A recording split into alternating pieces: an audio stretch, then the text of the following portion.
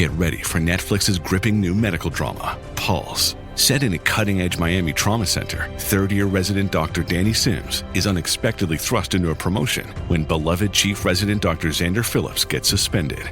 Then, with the emotional and physical stakes at their highest, a storm will push the hospital and its residents to their limits. Witness how life can change in a heartbeat when you're operating under pressure. Watch Pulse April 3rd, only on Netflix. This Steve Jones Show podcast is now loading. The Steve Jones Show podcast is presented by Sunbury Motor Company, Purdy Insurance, and Brewers Outlet.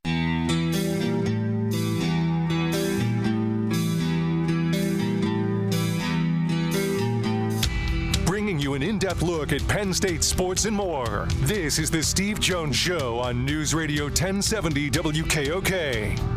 The Steve Jones Show is presented by Purdy Insurance, Brewers Outlet, and Sunbury Motor Company. Now from the Sunbury Motor Studio, here's Steve Jones. Opening half hour brought by Purdy Insurance. Walker Street in Sunbury. Go to purdyinsurance.com. Auto, home, life, business, boat, motorcycle, RV. You have a multitude of insurance needs. They handle them all, organize them all, make sure you're fully insured, do everything they can to save you money. All at Purdy Insurance, Market Street in Sunbury. Go to purdyinsurance.com. Joined by the brilliant play-by-play voice of Penn State men's ice hockey, Brian Tripp. Tripper, welcome. Great to have you with us. And it is great to still be talking Penn State hockey in April. Steve, thank you so much. Yeah, it is incredible that this has happened. As somebody who has been there and had a front row seat to the beginning of all of this, what do all the former players mean to the foundation of what this team has accomplished?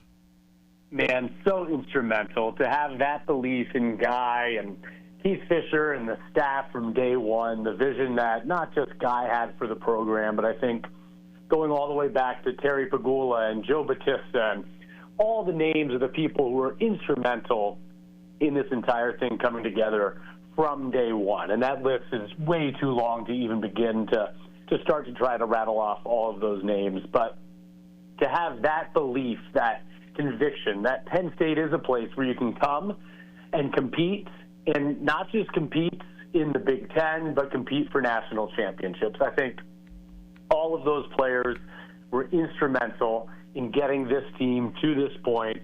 Guy always tells the story how for the first decade, maybe 2 decades, people thought Penn State wouldn't be able to compete in the Big Ten against the likes of Minnesota and Michigan, Wisconsin, all of college hockey's blue bloods.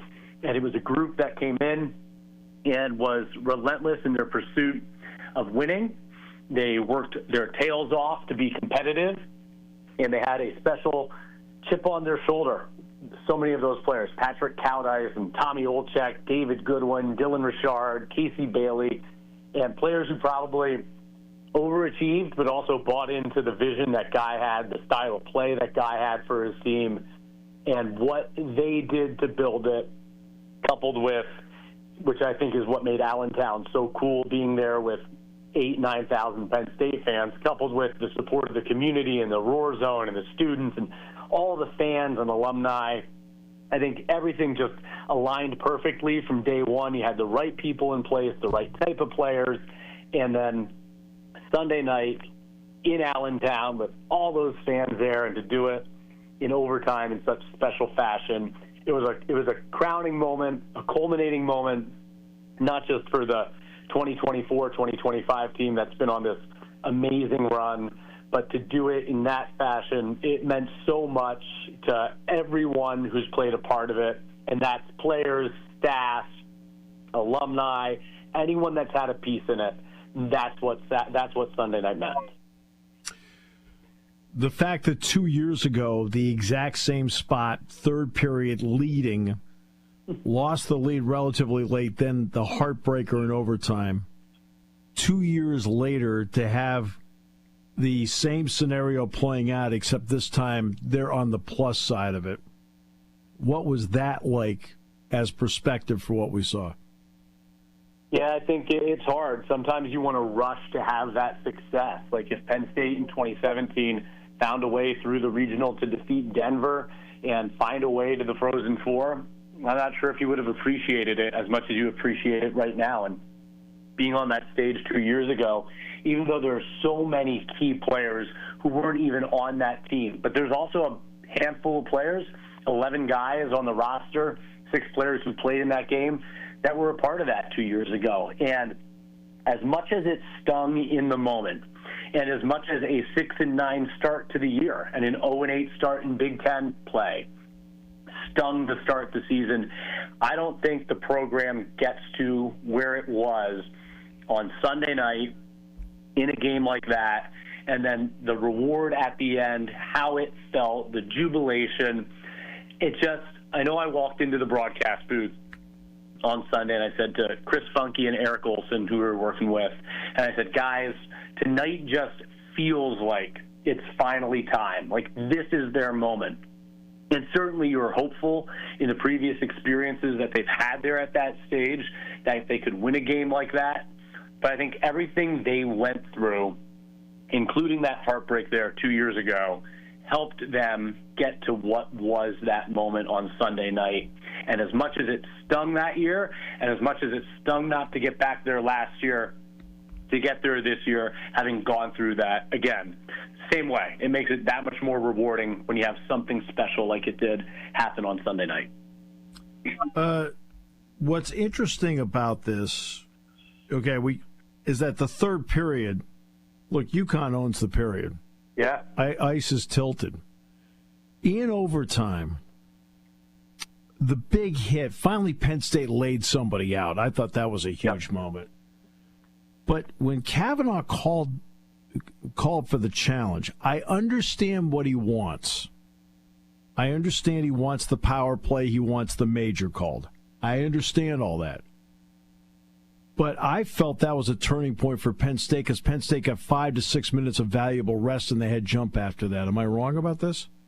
No, I completely agree with you there because at the end of the third period, you're thinking, okay, survive this, get to overtime, and then the way that you can skate and speed, usually a team that may be a bit gassed or whatever, UConn was taking the game to them there in the third, you're thinking, okay, first 5 minutes of overtime, come out, win it there. And when they didn't, that's when UConn started to get back to its game again.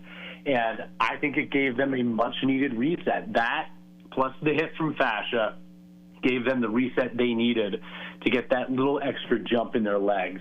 I completely agree with you. There was times during that third period in overtime, every time UConn had its top line out there or one of its top two lines, and Penn State would go down the ice, and Charlie Serrato hit a crossbar, or Charlie Serrato had a chance to score on a 4-on-2, took the shot himself, ends up shooting it into the chest of the goalie. Aiden Fink had a great opportunity and a great diving look for Danny Geniev, but it felt like the opportunities were far and few between, even though they were great opportunities. And just the way the game was going, the thought in your head after Penn State goes down, doesn't score, you're like, man, are they going to get another chance at this?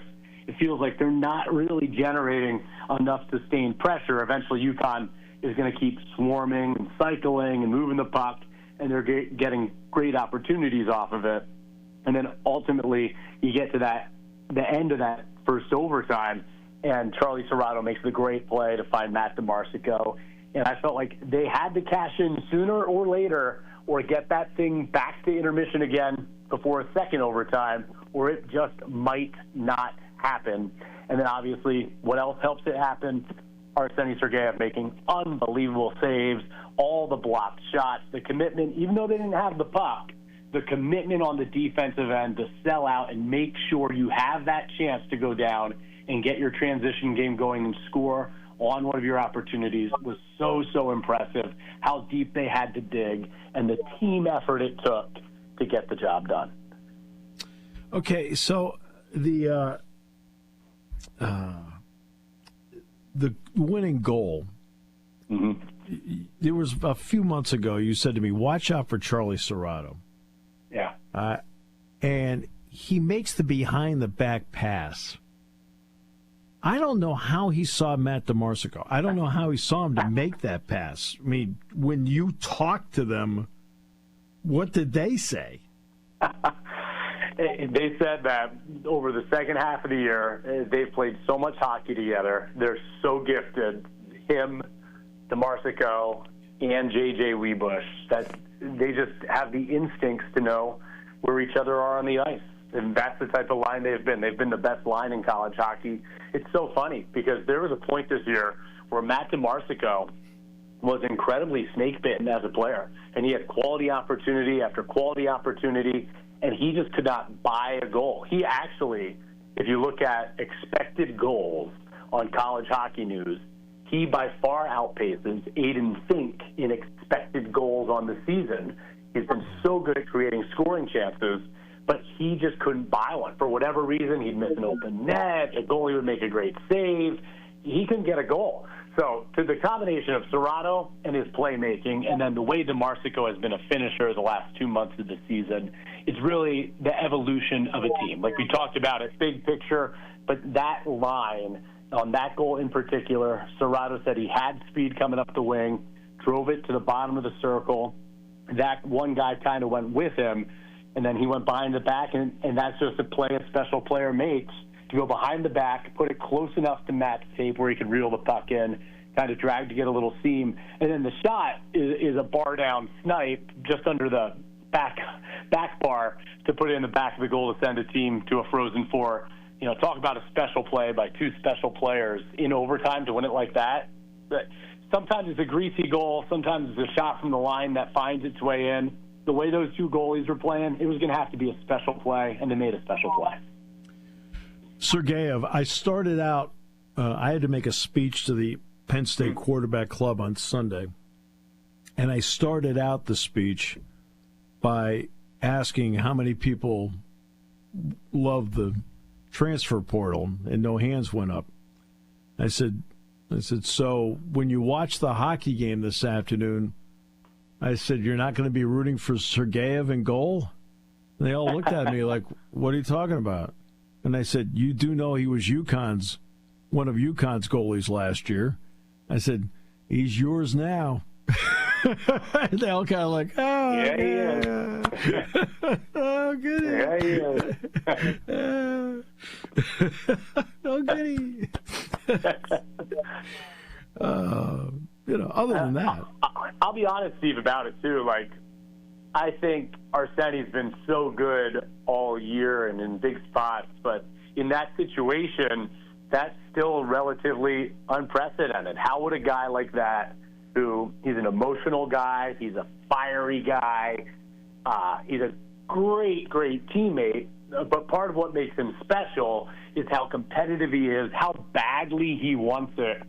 And I felt the first period was critical for Arseny on Sunday. And number one, Penn State dominated the first two periods. They absolutely dominated the first period, and they made life easier for Arseny to settle into the game, right? The first goal that beats him is an elite goal scorer who's second in the country in goal scoring with an incredibly quick release, and he gets beat, and Arseny wasn't bothered by it. And then the second goal is a fluky goal. It just bounced in, it went in the net, and he wasn't bothered by it. And then most importantly, going against his former team, he didn't try to do – it's an emotional game. He didn't try to do too much. He just was the same locked-in, steady, calm guy that he was the entire second half of the season. And you just never know what you're going to get. And they got the guy who just was confident and consistent in being what he was the entire year to get to that point, and didn't change his game, didn't change his thought process because of the stage or the opponent, and that's so impressive about him. This is going to be an interesting situation for you, but you're a pro's pro. You'll handle it the way you always handle it. But you're not broadcasting this for the Penn State Sports Network. You will be broadcasting it for Westwood One, which means people are going to expect you to know exactly as much about Boston University and everybody else that's there, as well as Penn State. So what's that situation? Just the irony of it for you, not the fact you can't handle it because you can, but just the irony of, wow, how about this situation? This is a little different. Yeah, it definitely is. I think for me it's really cool, first of all, to be able to be Penn State's voice, and obviously it's going to be an unbiased professional broadcast. That's People right. have asked, well, are you going to? How can you be as excited for Penn State because you're doing the national broadcast? Well, no, I'll be extremely excited. I'll just be extremely excited for both teams when they score on there. Have to. I think it's a great opportunity to share Penn State's story and have the guy that's called their games all year long do it for a nationwide and worldwide audience on Westwood One, which to me is so cool. I think about when we're in those, and having done it now this will be my 7th Frozen Four, sitting in those production meetings and you see coach after coach after coach walk in, you talk to the players. I think about Wednesday and how awesome it's going to be where, okay, that's not Bob Motzko from Minnesota. That's not Jeff Jackson from Notre Dame coming in the room. That's Guy. Like, wow, they're here. What an arrival moment. For me, it's a great thrill to have been there for several years doing it, and now to have, be on that stage and be there and have the guys that I know and I root for every single day, and you're around, you have those relationships, to see them have that chance to live out that dream. And then on Thursday, I don't know that it's hit yet, that they're playing in it.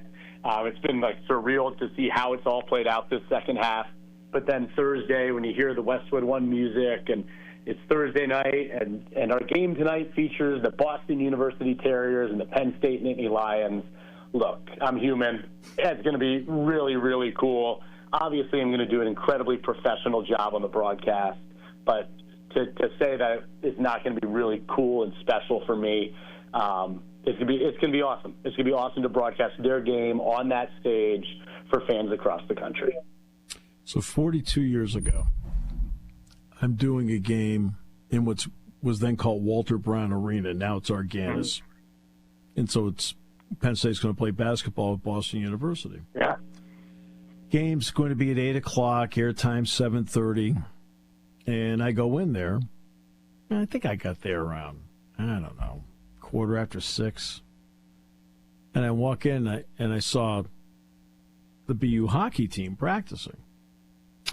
Okay, so in some arenas, like Minnesota, as you know, is a split arena, right, at Williams. I said, which side? I said, can you direct me where the basketball part of the arena is? They said, well, this is the basketball arena. I said, oh. I said, okay, it's interesting. I said, the game's at 8 o'clock. Mm-hmm. And they said, yeah, we know. And then he points to the national championship banners. He goes, just so you know, here at BU, that pays the freight. I said, I got it, but I'm on the air at 7:30. So they're setting up the court.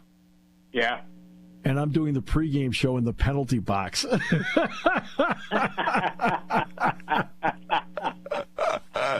My BU hockey experience in a nutshell. Funny. 4 teams to get ready for in a short period of time. How important are those production meetings that you talked about, where it's not only the names and numbers and stats that you put down on a sheet, but also get some information that makes the broadcast better from the coaches? Yeah, it gives you an idea of what they want to do, how they want to approach the game, really tells the story behind what's going on with the team. You can look at stats, you can look at trends, you can look at numbers, have all the names and, all that stuff memorized and prepared. But those conversations, that's the heartbeat of the team. It tells you what they've done to get there, maybe gives you a tidbit or two. It's kind of exclusive information to you sometimes, too, that you have that advantage to get those conversations and talk to them and find out what really, really makes a team tick. Like, if I was just preparing for Penn State, you might not know that Carson Dick, a guy who barely plays, is the reason, or a big reason, why they're able to turn this thing around because of his leadership. Or you might not get that story about what John Seifarth did in late November and early December as the club hockey goaltender with Arseny Sergeyev out of the lineup to make sure Penn State even had a chance at making this run. So I think of all those different stories with Penn State, and you'll kind of get that sense from the other team what really makes them tick. And it's just so instrumental in a broadcast. And then also, what they're looking at X's and O's wise, hey, we feel like we got this edge here. I want to play this type of game. These are some of the keys. So just to hear that from all the teams going in and get to know the people, get to know the players, the coaches, it's really, really beneficial.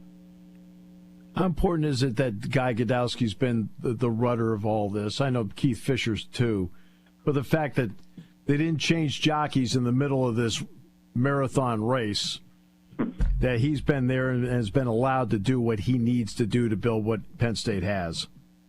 Yeah, I think the timeline got expedited, obviously, Steve, because, number one, they joined the Big Ten faster than they were supposed to. The Big Ten was supposed to be 2, 3, 4 years down the road, but with television contracts and everything that was going on in the world of college hockey, that got expedited. Then the team, quite honestly, because of Guy, got a lot better, a lot faster than I think they thought they were going to be. To win a Big Ten championship at the end of the 2017 postseason, to go to a regional championship that year, to win the conference regular season in 2019-20, and to place like Penn State. There are expectations. It doesn't matter if you're a new program, old program, people want to win. And you have the resources and the fan base and the support that you have at all levels, from the fans, administration, everything at a place like Penn State. You're expected to win. And Guy, every step of the way, has never changed who he is or the type of people that he associates with or brings into his program.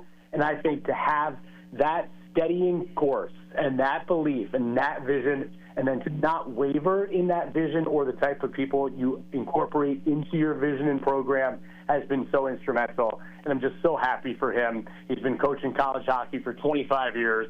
Everyone talks about him as a builder of programs, but maybe till this point at Alaska Fairbanks, Princeton, Penn State, I mean, Guy's been to 6 NCAA tournaments. He's been to, he's had 9 20-win seasons. He's a winner. He's a winner. But then to win at this level, to take a team to the Frozen Four, I'm so happy for him. He deserves it.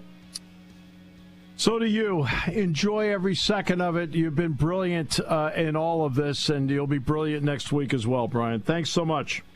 Thanks, Steve. Appreciate it. Brian Tripp joining us, the voice of Penn State men's ice hockey Frozen Four. Next week, Thursday night, Penn State, BU.